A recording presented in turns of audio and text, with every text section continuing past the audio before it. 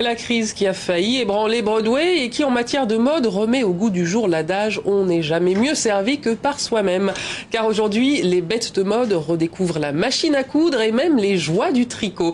La mode fait maison, c'est tendance. Démonstration dans cette enquête de Shona Bhattacharya. C'est peut-être la crise, mais depuis quelque temps, il y a une sorte de retour aux sources. De plus en plus de personnes veulent porter un vêtement avec une traçabilité. Le Made in China séduit moins qu'avant. Pour son prochain projet, Valérie se rend dans un des derniers grands magasins de tissus de Paris qui se trouve au pied de la butte Montmartre, au marché Saint-Pierre. Un des derniers bastions de la vente de tissus au mètre en Europe. Ces jours-ci, le fait main est à la mode.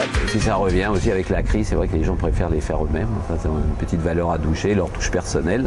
Donc de plus en plus, ils préfèrent la... Donc depuis un an, on a quand même un regain de clientèle. Valérie a fait son choix. Pour réaliser son vêtement, elle prend des cours de couture. Avec l'aide de son professeur et d'un patron, elle espère réaliser une tunique. Pour moi, c'est plus économique de faire la couture parce que j'aime les beaux tissus, j'aime les choses bien taillées. Et en magasin, je pense que les vêtements que j'aime sont entre 300 et 500 euros. Donc. Mais ce nouvel engouement ne vient pas uniquement de l'envie de faire des économies. Françoise donne des cours de couture depuis 15 ans. Elle voit des jeunes femmes qui veulent créer des objets dans un monde où le travail est de plus en plus virtuel. Quand j'ai commencé, j'avais plutôt des retraités dans les cours de couture. Et plus ça va, plus la moyenne d'âge diminue. Et en fait, c'est parce qu'ils ont besoin de faire quelque chose de leurs mains. Parce que les ordinateurs toute la journée, ça va 5 minutes quand même. Gaëlle aussi aime réaliser des vêtements.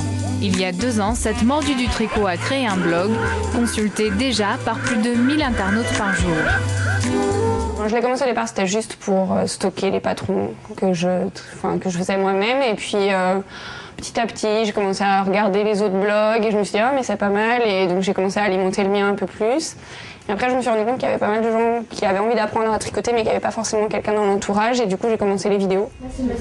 Bientôt, elle organisait des séances chez elle. On tricote, on boit du thé et surtout, on se détend. Loin des idées reçues, les femmes ne sont pas les seules à se laisser tenter par cette activité. J'ai commencé à tricoter avec une super laine. Mais le contact de la texture est assez extraordinaire. Avec des aiguilles de bambou, là c'est du métal, c'est pas très agréable. Puis au bout d'un moment, on peut vous passer n'importe quelle merde à la télé, tout est extraordinaire.